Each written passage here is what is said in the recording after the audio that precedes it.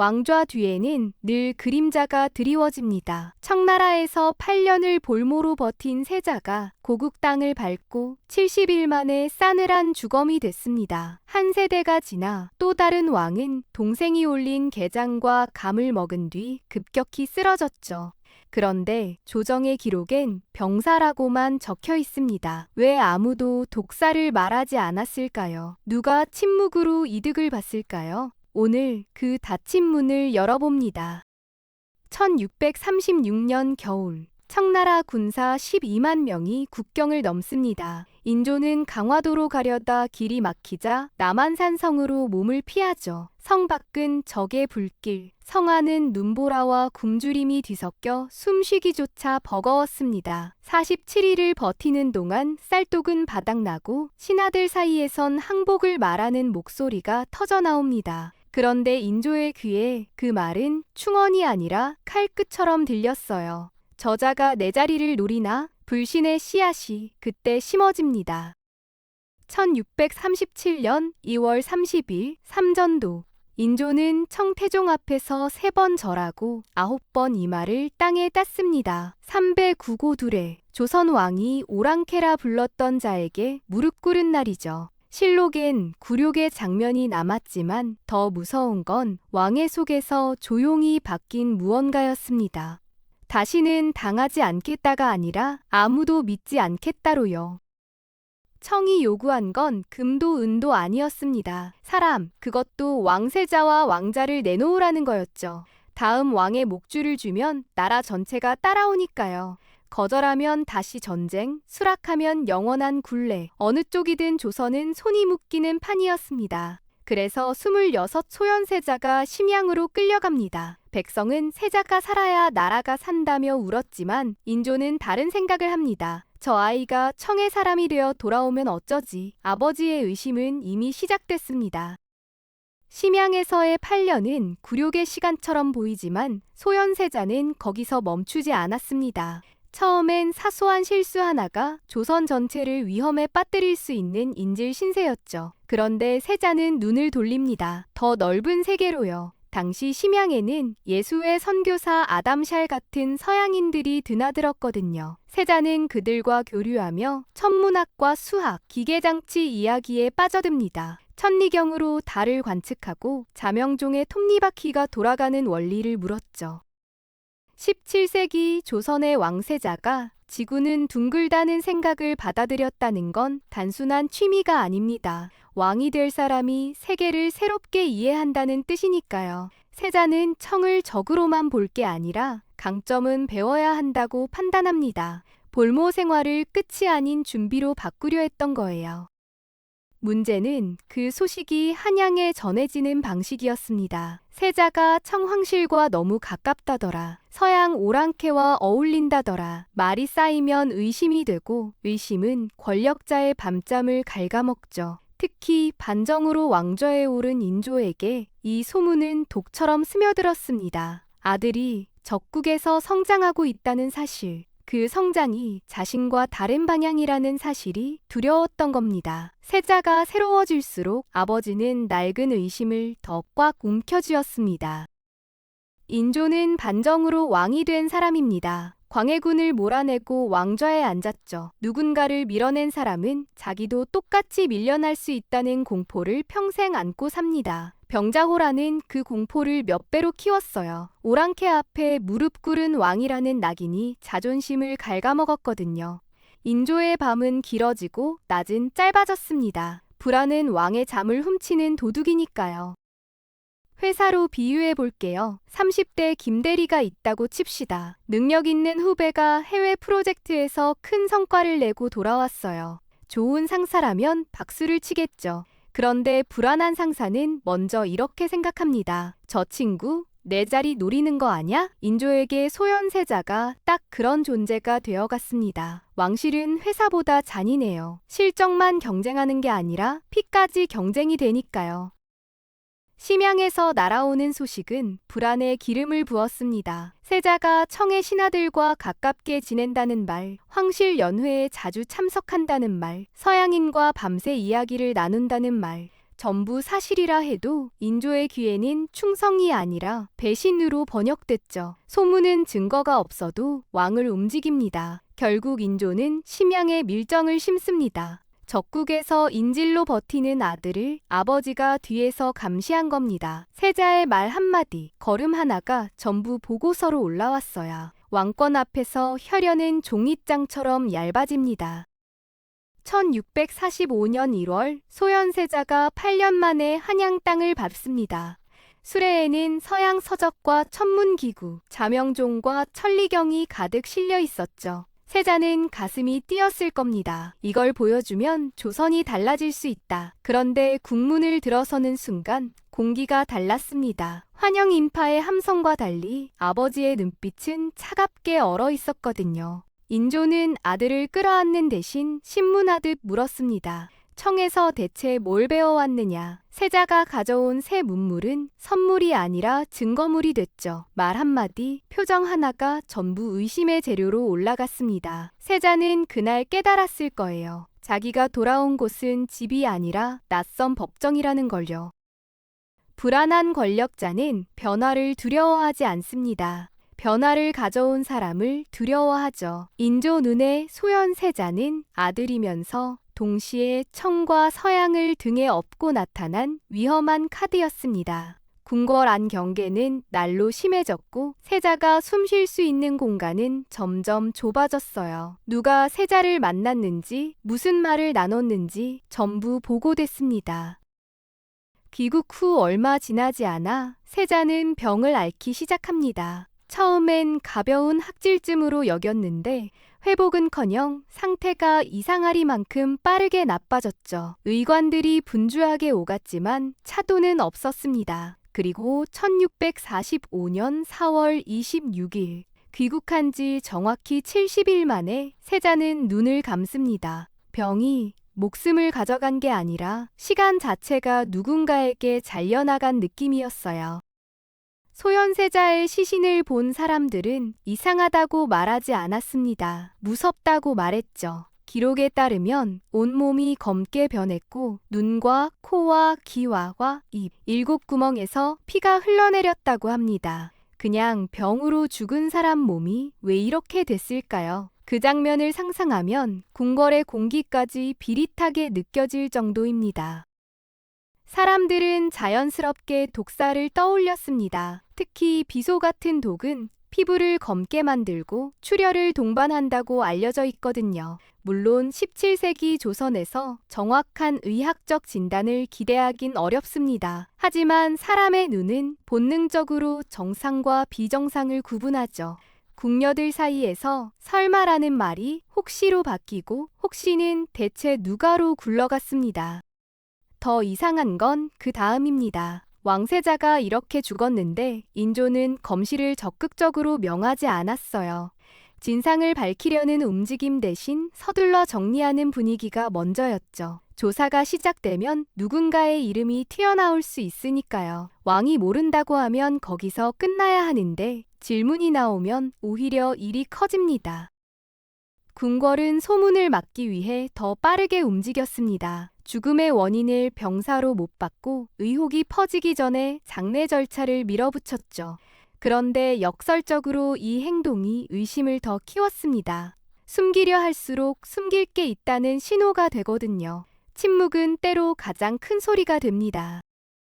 소현세자가 죽은 뒤 인조의 선택을 보면 의혹은 더 선명해집니다. 원칙대로라면 세자의 아들, 그러니까 인조의 손자가 다음 왕위를 이어야 했죠. 적장자 승계는 조선 왕실의 뿌리 깊은 법도였으니까요. 그런데 인조는 그 길을 비켜갑니다. 손자 대신 둘째 아들 복림대군을 세자로 세웠어요. 훗날 효종이 되는 인물이죠. 이 결정 하나로 왕실의 혈통지도가 완전히 다시 그려집니다.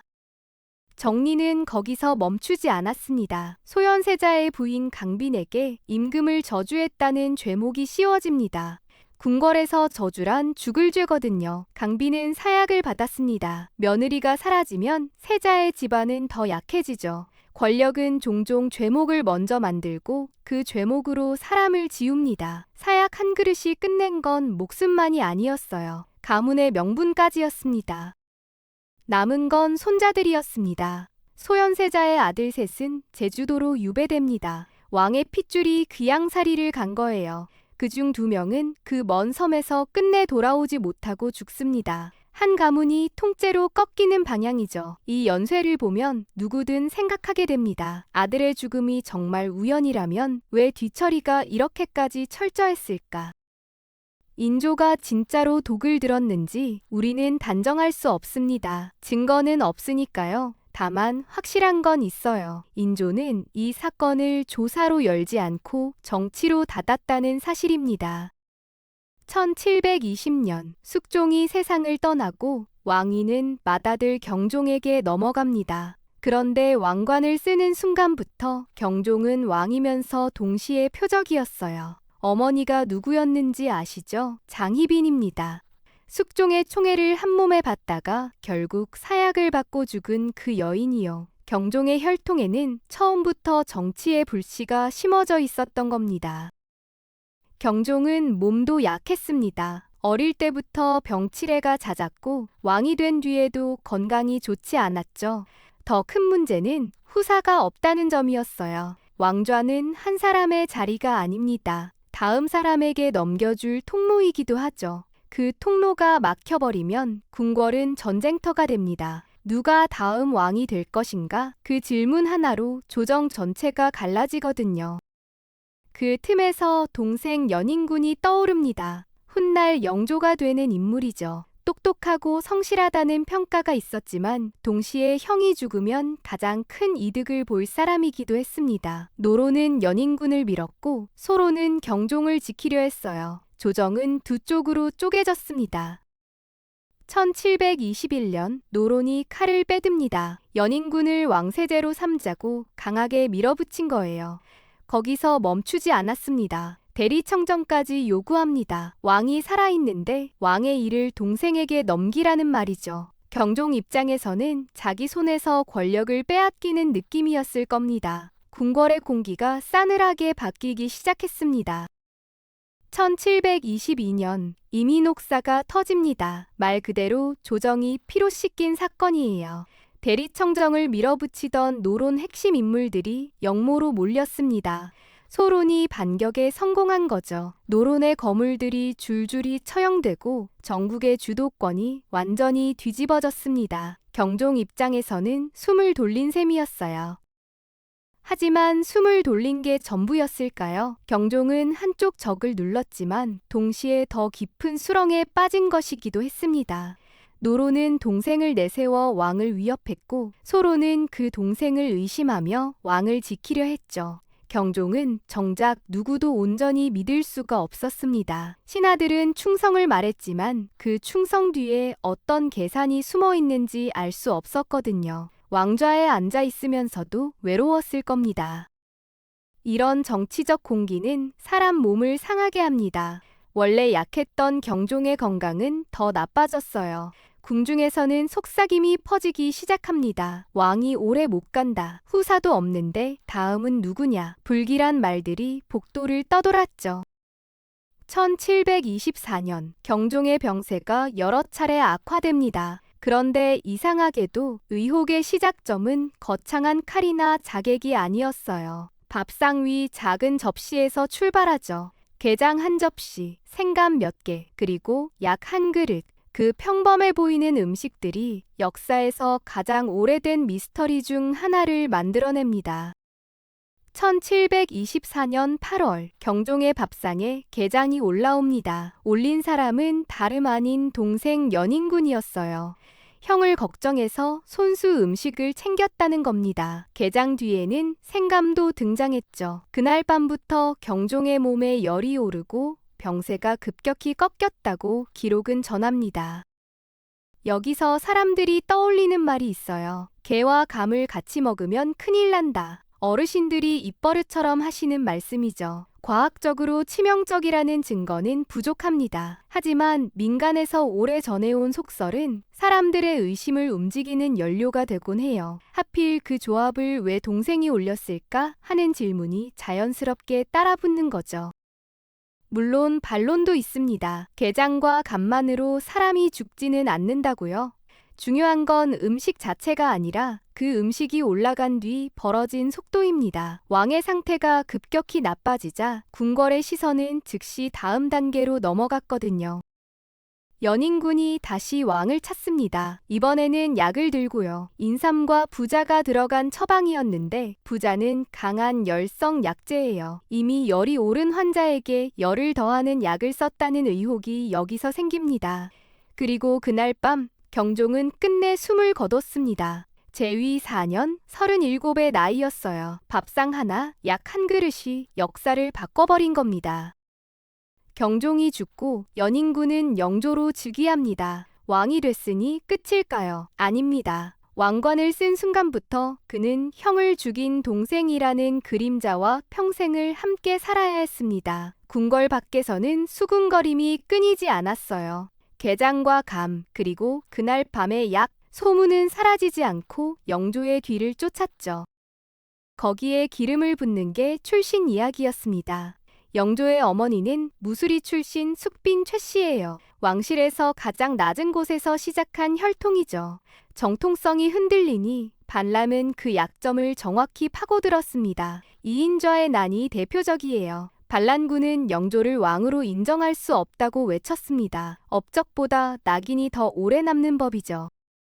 그래서 영조는 더 완벽한 왕이 되려고 발버둥 칩니다. 탕평책을 펴고 백성을 위한 정책을 쏟아냈어요. 누구도 자신을 의심하지 못하게 만들고 싶었던 겁니다. 하지만 증명에 대한 강박은 주변을 옥죄기 시작합니다. 특히 왕에게 가장 가까운 사람, 아들에게요. 세자가 기대에 못 미치자 영조의 불안은 분노로 바뀌었습니다. 그리고 1762년 영조는 아들 사도세자를 뒤주에 가둬 죽입니다. 8날을 갇혀 있다가 숨이 끊어졌어요. 소현세자는 아버지 인조의 불신 속에서, 사도세자는 아버지 영조의 두려움 속에서 사라졌습니다. 왕좌의 비극은 그렇게 되풀이됐습니다. 소현세자의 70일과 경종의 마지막 며칠, 두 죽음은 우연이라고 부르기엔 너무 닮았습니다. 돌아온 사람은 빠르게 사라지고 살아남은 사람은 평생 의혹을 짊어졌죠. 누가 독을 썼는지 우리는 단정할 수 없습니다. 하지만 권력이 조사 대신 정리를 선택했다는 흔적은 분명히 남아 있어요. 왕좌는 나라를 지키는 자리이면서 동시에 공포를 키우는 자리입니다. 그 공포가 아버지로 하여금 아들을 의심하게 만들고 의심은 또 다른 피를 불렀죠. 기록이 침묵할수록 우리는 질문해야 합니다. 그날 궁궐의 고요함이 정말 자연스러운 것이었는지요.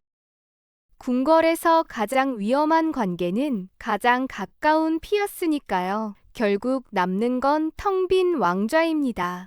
사건이 지나가도 의혹은 사라지지 않죠. 왕좌는 나라를 지키는 자리이면서 동시에 공포를 키우는 자리입니다. 그 공포는 아버지가 아들을 의심하게 만들고 의심은 또 다른 피를 부르죠. 인조 소현세자, 경종 연인군, 영조 사도세자. 시대는 달라도 구조는 닮았습니다. 조사가 멈춘 자리엔 더 크게 남습니다. 너무 빠른 정리는 오히려 사람들에게 확신을 줍니다. 숨기려 할수록 숨길 게 있다는 신호가 되니까요. 기록은 진실을 남기기도 하지만 때로는 진실을 닫아버리기도 합니다. 인조는 이 일을 조사로 열지 않고 정리로 닫았다는 흔적을 남겼죠. 우린 단정할 수 없지만 질문은 남습니다. 그날 궁궐의 고요함은 정말 자연스러운 것이었는지요. 역사를 생각해야 하는 이야기 어떻게 들으셨나요? 댓글로 남겨주시고 다음에 다시 흥미로운 이야기로 돌아오겠습니다. 궁담민담이었습니다. 구독, 좋아요는 힘이 되는 재료입니다.